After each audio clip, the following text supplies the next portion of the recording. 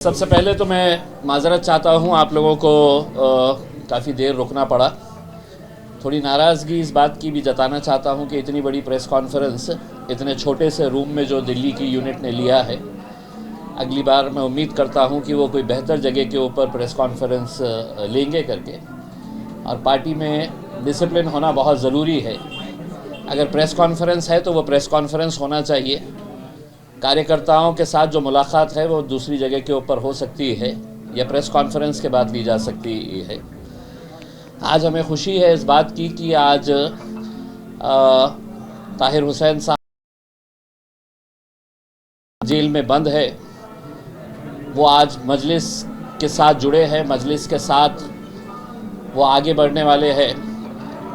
उनका बेटा, उनकी मिसेस, उनकी वाइफ आज बैरिस्टर असदुद्दीन अवैसी साहब की मौजूदगी के अंदर उन्होंने पार्टी में शमूलियत हासिल की।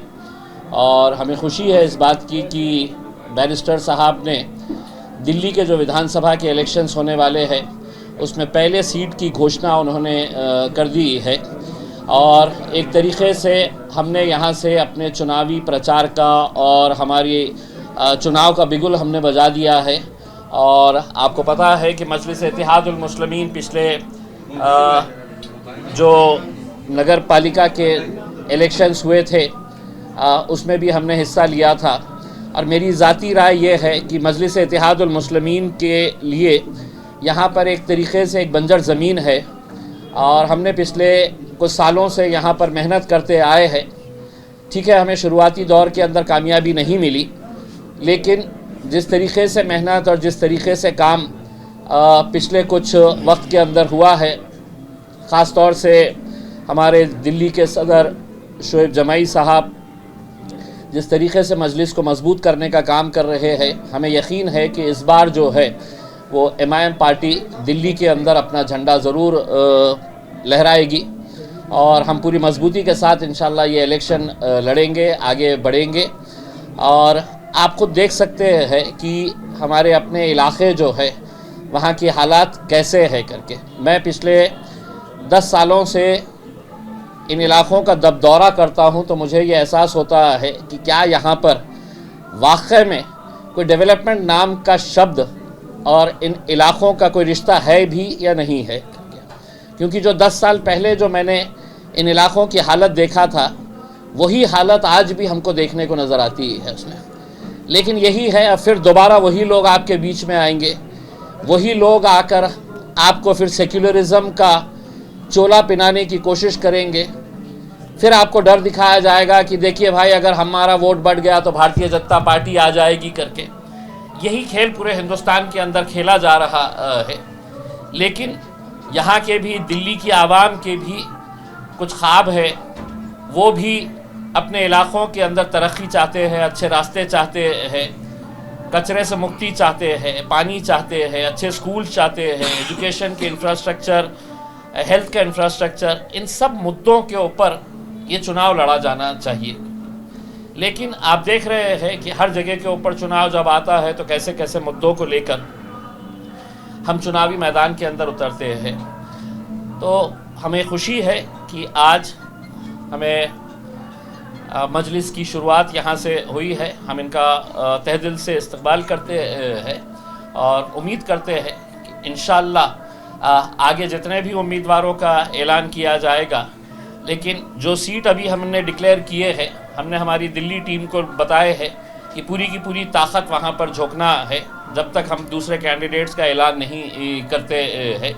और मैंने एक फ़र्क जो पिछले 5 सालों के अंदर मैंने देखा है कि 5 साल पहले हमें लोगों के पास जाना पड़ रहा था, उम्मीदवारों के पास जाना पड़ रहा था कि हमें आप हमारे टिकट पे इलेक्शन लड़िएगा करके। इन 5 सालों के अंदर एक ऐसा बदलाव मैं देख रहा हूँ कि बहुत सारे उम्मीदवार हमारे से टच में है, अच्छे अच्छे मजबूत उम्मीदवार हमारे टच में है और उन्होंने ख्वाहिश जाहिर की है कि वो एमआईएम के टिकट से इस बार लड़ना चाहते हैं करके। इंशाअल्लाह आपके अगर कोई सवाल होंगे तो। जी इम्तियाज़ भाई, बीजेपी ने साफ तौर पे कहा है कि ताहिर हुसैन जो कि दिल्ली दंगों के आरोपी है, उनको जो कोई भी वोट देगा, उनको वोट देने का मतलब है कि वो दिल्ली दंगा को सपोर्ट करता है और जो आईबी के ऑफिसर अंकित शर्मा जिनकी मौत हुई थी उनकी मौत को, उनकी हत्या को सपोर्ट करता है। देखिए, अंकित शर्मा की मौत का हमें भी अफसोस है, लेकिन वही भारतीय जनता पार्टी को मैं एक सवाल पूछना चाह रहा हूँ, साध्वी प्रज्ञा सिंह कौन है? कहाँ पे आके बैठती है साध्वी प्रज्ञा सिंह? कानून इस मुल्क के अंदर के अलग अलग है, आपके लिए अलग नियमावली तैयार की गई है, आपके लिए अलग रूल्स तैयार किए गए हैं और हमारे लिए अलग रूल्स तैयार किए गए हैं। देखिए, हम ताहिर हुसैन साहब के परिवार जब बात की और जो बातें हमको बताई, हम अदालत की इज्जत करते हैं, पुलिस ने अपना काम कर दिया, लेकिन हमें अफसोस इस बात का है कि ताहिर हुसैन साहब पिछले इतने सालों से जेल में बंद है। किस पार्टी से ताल्लुक़ रखते थे वो? क्या उनकी पार्टी ने कभी पलटकर देखा, कभी पलटकर पूछा कि उनका परिवार किस हालत के अंदर है करके? जब हम ये कह रहे हैं कि हम अदालत की इज्जत करते हैं, तो आज अदालत हाई कोर्ट के या इलाहाबाद हाई कोर्ट के एक जज ने क्या कहा है वो भी आप सुन लीजिएगा कि हम एक ऐसे दौर से गुजर रहे हैं कि जहां पर हाई कोर्ट का जज, जो आज हम कहते हैं वो कतई उस कुर्सी के लायक नहीं है, जिस तरीके के शब्दों का उसने इस्तेमाल किया है, ये समझ रहे हैं कि हम सरकार को खुश कर डालेंगे, भाजपा को खुश कर डालेंगे, कुर्सी पे से हट जाएंगे, फैसले हम इनके हक में कर डालेंगे और बाद में आकर फिर राज्यसभा के अंदर बैठ जाएंगे। हुआ है पहले। ये जजेस ऐसा है कि इनको ऐसा लगता है कि भारतीय जनता पार्टी की लाइन हमको पकड़ना है करके, मुसलमानों को गालियां देना है, हमें मुसलमानों के बारे में गलत शब्दों का इस्तेमाल करना है, तो भारतीय जनता पार्टी, हमारे आका जो है वो खुश हो जाएंगे, हमारे रिटायरमेंट के बाद या रिटायरमेंट से पहले हमको तो राज्यसभा की सीट दे दी जाएगी या किसी कमीशन का चेयरमैन बना दिया जाएगा। तो यही काम अगर चलते रहा तो आप सोचिए कि इंसाफ पसंद इस मुल्क के अंदर जो लोग हैं वो कहाँ पर जाएंगे। पुलिस अपने तौर पे काम कर रही है, अदालत इस घटिया लेवल के ऊपर आ चुकी है कि एक पूरे समाज को, एक पूरे समुदाय को किस तरीके से उन्होंने संबोधित किया है, हम लानत भेजते हैं उनके। और यकीनन वो जज उस कुर्सी के ऊपर बैठने के लायक नहीं है, उसे उस कुर्सी के ऊपर से फौरन हटाना चाहिए। अगर इस मुल्क के अंदर अगर इंसाफ जिंदा है, और ये अपील हम नरेंद्र मोदी साहब से कर रहे हैं, वजीर आजम से कर रहे हैं, अगर इस मुल्क के अंदर इंसाफ को जिंदा रखना है तो ऐसे जजेस को फौरन कुर्सी के ऊपर से उठाकर बाहर भेजना चाहिए। इमरान साहब, हम जानना चाह रहे हैं कि आपके पास सऊदी, जैसे आपने बोला, लोग आपके पास आ रहे हैं, कैंडिडेट्स आ रहे हैं, ताहिर हुसैनी क्यों था ऐसा नाम जिसको आपने पिक किया? ये बात जानते हुए कि कंट्रोवर्शियल फिगर है, बातें उठेंगी, क्या कंट्रोवर्शियल करने की कोशिश कर रही है? देखिए, ये सवाल मेरे हिसाब से भारतीय जनता पार्टी से कभी पूछा नहीं गया था कि साध्वी प्रज्ञा सिंह का क्या रोल था मालेगांव के धमाकों के अंदर। हम अदालत का जब ये कह रहे हैं, मुझे बताया गया था कि बहुत सारे केसेस ताहिर हुसैन के ऊपर थे, बहुत सारे केसेस क्लियर होते जा रहे हैं, इसमें 2-3 केसेस बचे हैं। कितने? 9 केसेस, 9 में बेल हो चुकी है इसमें। आप एक मरतबा हो जाने दीजिए ना भाई।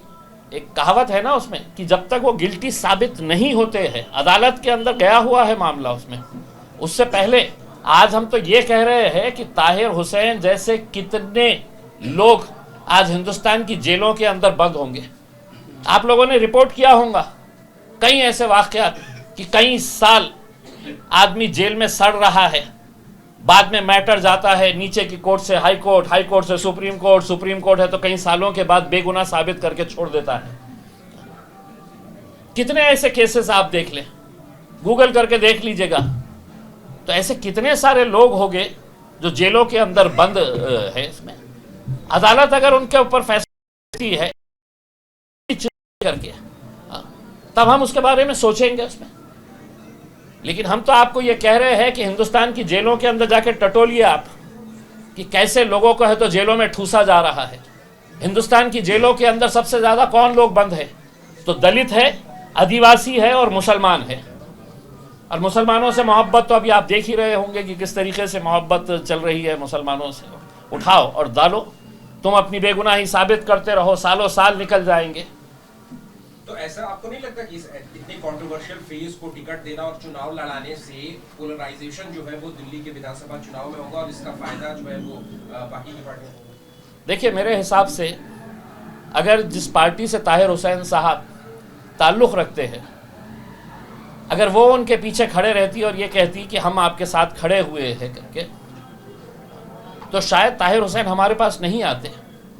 लेकिन एक इंसान को आप छोड़ देते हैं, उसको अदालत फैसला करने से पहले भारतीय जनता पार्टी और मीडिया उनको गुनहगार साबित कर दे रही है कि नहीं साहब, भारतीय जनता पार्टी ने बोले है कि वो कंट्रोवर्शियल है करके। अगर वो कंट्रोवर्शियल है तो मुझे जवाब दीजिए साध्वी प्रज्ञा सिंह कौन है करके।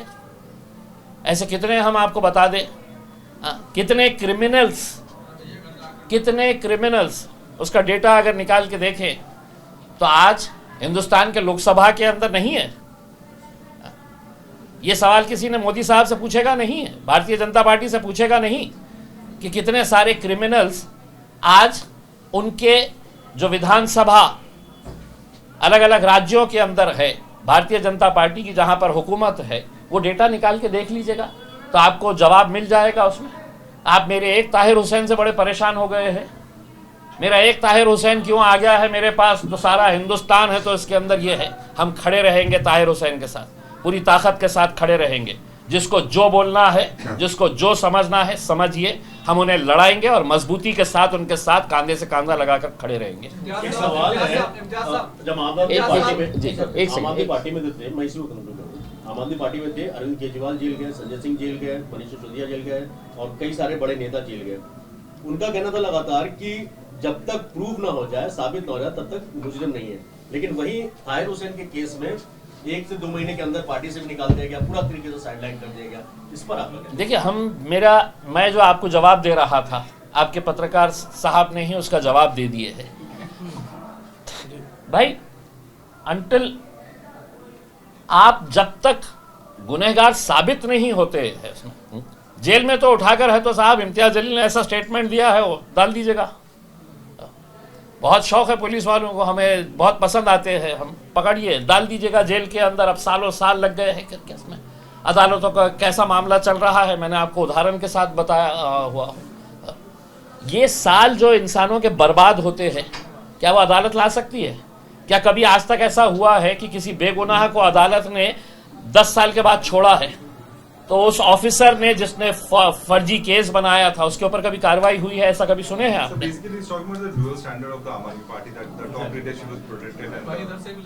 100%. What we are saying is, it's totally the double standards of Aam Aadmi Party. On one side, when their leaders go in jail, they say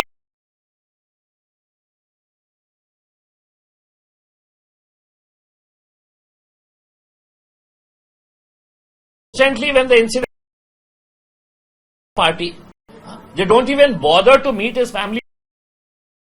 Last condition is, so definitely we totally agree with that.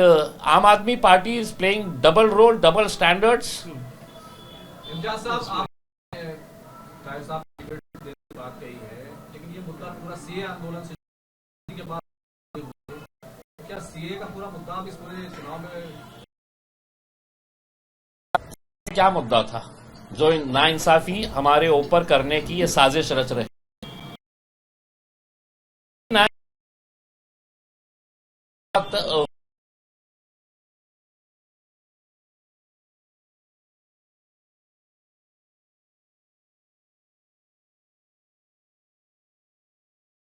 ये specific एजेंडे के तहत किस तरीके से किया जा सकता है?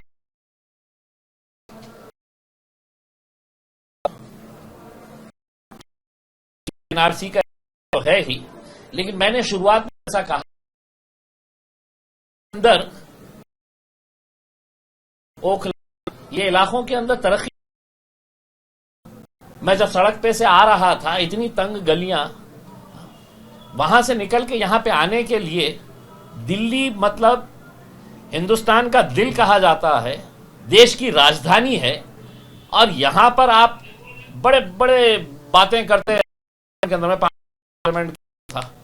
मोदी जी कैसी बातें करते हैं ना, फिर मतलब बिल्कुल है तो क्या दिखा देते हैं सपना। हकीकत क्या है उनको बोलेंगे, एक मरतबा है बैठ के है तो ज़रा आइए ओखला के अंदर, उनके एक मंत्री को कहेंगे कि साहब एक मरतबा यहाँ के सड़कों के ऊपर आप भी है तो मोटरसाइकिल पे या रिक्शे के अंदर आके देखिएगा करके। ये जिंदगी क्यों मिल रही है, तकलीफें हम क्यों सह रहे हैं? एक शहरों के अंदर दो शहर कैसे बसते हैं कि जहां पर वो रहेंगे तो हर चीज चकाचक, और हम जहां पर रहेंगे तो ऐसी गुजर के निकलना पड़ेगा। अमानतुल्लाह खान कह रहे हैं कि हमें जेल भेज दिया था, हमारे ऊपर जुल्म किया गया, मैंने जुल्म के खिलाफ क्या काम? विकास का काम इसलिए नहीं हो पाया कि उन्हें जेल से काम नहीं हो पाया। आप यहाँ क्या उनके खिलाफ भी चुनाव उम्मीदवार उतारेंगे? नहीं, मेरी जवाब उनसे कि लोगों के साथ साफ नहीं किया, हो सकता है दोबारा आप अंदर चले जाए, ना लड़े, आप मजलिस के साथ जुड़ जाए, मजलिस के जो भी उम्मीदवार है उसको मदद करिएगा उसमें, और फिर जब आप अंदर जाएंगे तो आवाज उठाएंगे। सर इलेक्शन के टाइम पर ही जो ताहिर हुसैन की याद आई जाए, ने नोट किया था ताहिर हुसैन जी, ताहिर हुसैन साहब से हमारे पूरी टीम, इनके सामने बोल रहा हूँ, कई महीनों से इनके साथ टच में थी। देखिए ये इलेक्शन, ये तो इन्होंने फैसला किए है। अगर ये बोले हम इलेक्शन नहीं लड़ रहे हैं तो भी हम उनके परिवार के साथ, ताहिर हुसैन के साथ पूरी ताकत के साथ खड़े रहेंगे। उनके साथ के जो भी बंद थे वो सब छूट गए, कुछ बंद ही नहीं हुए, तो ताहिर हुसैन ही क्यों अभी तक जो है नहीं छूट पा रहे? क्या मानते हैं, मतलब वो गुनहगार हैं वाकई में, या फिर ये मतलब साजिश? बीजेपी की नजर के अंदर तो आप भी वो छोड़ के हम सब गुनहगार हैं इस देश के अंदर, उसमें वो सारे दूध के धुले हुए हैं वही है करके, उसमें अब क्यों नहीं छोड़ रहे हैं ये अदालत ने जवाब देना चाहिए। या वो इलाहाबाद हाईकोर्ट के जज को उतार दीजिएगा, मुझे दे दीजिएगा मौका, मैं बता दूंगा। आप कब तक लड़ेंगे सर उनके लिए, कब तक उनको छुड़ाने की कोशिश करेंगे, कितनी जल्दी छूट जाएगी? TV9 भारतवर्ष से पत्रकार है, करेंगे हम पूरी कोशिश उनके साथ खड़े हैं और यकीनन उनको जो भी मदद लगेगी हम करेंगे। News 24 ठीक है ना, ठीक है। दिल्ली में है क्योंकि आपकी पार्टी का बयान एक काफी चर्चा में रहता है, अरविंद केजरीवाल को छोटा रिचार्ज कहते हैं, छोटा रिचार्ज उन्हें क्यों कहते हैं और रिचार्ज किसने किया आखिर, ये जवाब। देखिए हम पहले से ही ये बात 5 साल पहले भी हमने पूरे कैंपेन के अंदर यही चलाया था, छोटा रिचार्ज करके उसमें। देखिए मैं ज़ाती तौर के ऊपर अपना ये बताता हूँ, मैं अन्ना हज़ारे मूवमेंट को बहुत क़रीब से देखा है, मैं भी आपके जैसा पत्रकार हुआ करता था। मैंने भी मतलब पूरे अन्ना हज़ारे मूवमेंट के टाइम के ऊपर इनको सबको देखा था। ये वहाँ पर अन्ना हज़ारे के पास आके वो बेचारे गांव वाले आदमी को कैसा घुमा फिरा के एक मैडम गवर्नर बन गए, दूसरे चीफ मिनिस्टर बन गए, बाकी के मंत्रियां बन गए है करके। तो ये एक सोची समझी साजिश का हिस्सा है और हम हमेशा ये बात मानकर चलते हैं कि आम आदमी पार्टी जो है ये आरएसएस ने तैयार की हुई है, आरएसएस से जुड़े हुए सारे लोग है ये, और ये अपने एजेंडे के हिसाब से ये काम कर रहे हैं कि मोदी जब नीचे आएंगे तो अपना दूसरा बिंदु ऊपर आ जाएगा करके। सीटों पे क्योंकि आम आदमी पार्टी का उसका बिजली पानी स्वास्थ्य नहीं एजेंडा नहीं है। मैं तो आपको बता दिया हूँ ना, आपके सवाल मैंने बताया कि मुझे यहाँ पर आने के लिए आप लोग अगर इस इलाके से जब जाएंगे तो आप लोग देख लीजिएगा उसमें कि दिल्ली जैसी राजधानी के अंदर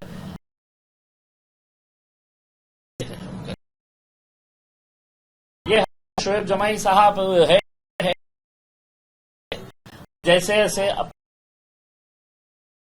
बताएंगे हमें, उसका हम सर्वे करेंगे और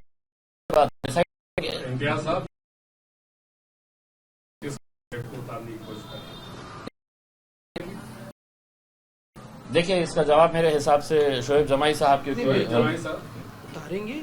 ओखला एक हमारे लिए बहुत अच्छा जगह रहा है, पिछले बार भी अभी जैसे पार्षद के चुनाव कहा में था कि 3-4 कैंडिडेट है, तो जैसा अभी हमारे दिल्ली के कार्यकर्ता रहेंगे या यहाँ भी पैराशूट के कैंडिडेट रहेंगे। नहीं, हमारी पहली कोशिश तो हमेशा ये होती है कि हमारे अपने कार्यकर्ताओं, और ताहिर हुसैन साहब पैराशूट कैंडिडेट नहीं है, बल्कि पिछले ताहिर हुसैन साहब जो है पिछले 6 महीनों से हम इनके परिवार के साथ हैं, और आज वो सामने आए, लेकिन इनको पता है कि इनके मुसीबत के समय में सारी पार्टियों ने धोखा दे दिया। कोई आज तक नहीं गया। आज से 6 महीना पहले जब हम अपनी टीम को लेकर इनके घर गए हैं, तो आप पूछ सकते हैं इनसे कि इन्होंने कहा कि आज तक हमारे पापा को गए हुए जेल 4 साल हो गए, 4.5 साल हो गए, पहली बार कोई पार्टी हमारे पास आई, हमारा चुनाव तो था भी नहीं, कुछ नहीं, तो हमारा परिवार का हिस्सा है, और आज हम वो फॉर्मली शामिल हुए, इसलिए यही बात जो है ये ओखला में और तमाम जगह शामिल होती है, वो हमारे ही लोग हैं और सब अपने हैं। बहुत सारी दूसरी पार्टियों में जो लोग हैं वो तो मजबूरी के तहत हैं, और वो चाहते हैं, बैरिस्टर असदुद्दीन ओवैसी साहब को कौन नहीं पसंद करता है, उनका स्वागत है, ये इनका परिवार है, जो अच्छे हमारे लिए होंगे, और हम सर्वे के तहत अपने बताएंगे। टोटल दिल्ली में कितनी सीटों हुआ था, वो 2020 में हुआ था। अभी शोएब जमी साहब ने कहा कि 6 महीने पहले हम पीड़ित परिवार से मिले, तो बाकी 4 साल क्यों लग गए आपको परिवार से मिलने में, और कितने ऐसे पीड़ित परिवारों से मिले हैं जो दिल्ली दंगों में जेल में बंद हैं? देखिए, मैं अभी शोएब जमी साहब अभी ज्वाइन होके कितना 7 महीने हुए हैं। इससे पहले दूसरे सदर थे, दूसरी टीम थी उसमें। ये इन्होंने अपना हिसाब बताया, मैं अपना हिसाब बता रहा हूँ। पुराने टाइम के जो रहेंगे वो अपना हिसाब देखिए मैं आपको साफ तरीके से बता दिया हूँ ना उसमें। हाँ, ये अगर इलेक्शन नहीं भी लड़ेंगे तो भी हम इनके साथ हैं। ये आप मेरे से सवाल कर रहे हैं, एक आध मर्तबा है तो उनसे भी पूछ लेना था साहब, वो आदमी जो आपके साथ जुड़ा हुआ था उसको आप किस तरीके से मजदार में छोड़ के है तो निकल गए हैं करके। सर एक चीज़ आज क्लियर कर दीजिए, तमाम मीडिया यहाँ पर है, जैसे कि MIM को बीजेपी की बी पार्टी कहा जाता है, आज क्लियर कर दीजिए कि वाकई में क्या सच है। एक पत्थर लेके मेरा सर फोड़ दीजिएगा उसके अंदर और उसके अंदर आप, क्योंकि मेरे हिसाब से ये हिंदुस्तान का शायद ही कोई पत्रकार बचा होगा जिसने ये सवाल नहीं किया। उसको ऐसा लगता है कि ये सवाल अगर मैंने नहीं किया तो मेरी पत्रकारिता अधूरी है करके उसमें। तो मेरे हिसाब से मैं आपको संजीदगी से बताता हूँ। देखिए, लोकसभा का चुनाव आया, कितने सीटें लड़े हमने, होते कितने हैं। अभी महाराष्ट्र का इलेक्शन अभी ख़त्म हुआ है, 288 सीटें, 288 सीटें। मैं महाराष्ट्र का सदर हूँ, मैं 200 सीटें लड़ा सकता था और कोई उफ करके मुझे नहीं बोल सकता था करके, कोई उफ करके नहीं बोल सकता था। मैं 200 सीटें लड़ा सकता। कितने सीटें लड़ाए हमने? 12 सीटें लड़ाए हमने। 4 हमारे उसमें दलित भाई भी थे, कुल मिला के 16 सीटें थी उसमें। तो ये जो है ना बहुत घसा पीटा सवाल हो गया है। कुछ नया इजाद करिएगा, कुछ नया इन्वेंट करिएगा और फिर पूछिएगा। जी, जहाँ पार्टी की बुनियाद है तेलंगाना के अंदर, वहाँ कम सीटों पे चुनाव लड़ते हैं, अन्य स्टेट में जाते हैं तो ज्यादा सीटों पे चुनाव लड़ते हैं, इसकी वजह क्या हो सकती है? देखिए, पूरा हैदराबाद हमने कैप्चर करे हुए हैं, 7 MLAs है, MP है करके उसमें है। एक शहर के अंदर जो कैपिटल सिटी है हमने पूरा कैप्चर कर लिए है इसमें। जब आप पार्टी को बढ़ाते हैं, आप जब पार्टी के साथ जुड़ते हैं, हर इंसान की ख्वाहिश होती है कि साहब मैंने मेहनत किया हुआ हूँ करके। जो 5 साल पहले या कुछ साल पहले जो कॉरपोरेशन का इलेक्शन लड़ रहे थे, उनकी ख्वाहिश होती है कि साहब देखिए मैंने इतने वोट लिया था, अब मैंने पिछले 2-2.5 साल से तो बहुत मेहनत कर रहा हूँ, मुझे MLA का टिकट देना चाहिए करके उसमें। तो लोगों की ख्वाहिशें होती ही है उसके अंदर। ऐसा नहीं है कि वहाँ पर इतने क्यों लड़े, यहाँ पर इतने कम क्यों लड़ रहे। अब अगर मैंने महाराष्ट्र के अंदर 200 लड़ लिया होता तो सबसे ज़्यादा तकलीफ किसको? आपको ही हुई होती थी ना। 200 क्यों लड़े? आप उनको मदद कर रहे हैं। मैंने 12 लड़ा तो बोले 12 क्यों लड़े आपने? किसकी मदद कर रहे हैं? तो हमारे साथ दिक्कत यही है उसके अंदर। असद भाई जो बोलते हैं ना, उसके अंदर हम लैला बन चुके हैं, सब पूरे मजनुआ है हमारे। आम आदमी पार्टी खुद अलग अलग स्टेट में, गुजरात जहाँ उनका कोई जनाधार नहीं, बिहार में, उत्तर प्रदेश में, हरियाणा में चुनाव लड़ती है, जहां उनको 1.5% भी वोट नहीं मिलता है, नोटा से कम वोट मिलता है। वो किसकी बीजेपी टीम है ये आप तय कर लीजिएगा उसके बाद। टोटल कितनी सीट पर लड़ रहे हैं? में जिस तरह सर्वे हुआ, फिर अजमेर का नंबर आया, इस पर लगातार जो है सबसे बड़ा मुद्दा बनकर उभर रहा है आपकी पार्टी। जी, मैं देखा हूँ, मस्जिदों पर लगातार हो रहे सर्वे पर आपका आवाज जो है वो उत्तर प्रदेश में क्यों नहीं गूंज रही है? नहीं, देखिए, मुझे तो, हमको सबको यह ऐसा लगता था कि भगवान मंदिरों में बसते हैं करके। ये हमने हमेशा से ये सुना है, देखा है कि भगवान मंदिरों में बसते हैं करके। लेकिन हुकूमत जब से आई है वो मस्जिदों में ढूंढ रही है कि हर मस्जिद के नीचे उन्हें एक मंदिर नज़र आ रही है करके। देखिए, अगर कायदे क़ानून, मजाक अपनी जगह के ऊपर, लेकिन कायदे क़ानून को अगर देखेंगे कि 1947 के अंदर हमने क्या एग्रीमेंट तैयार किया था कि हम किसी भी रिलीजियस प्लेस को हम हटाएंगे नहीं करके।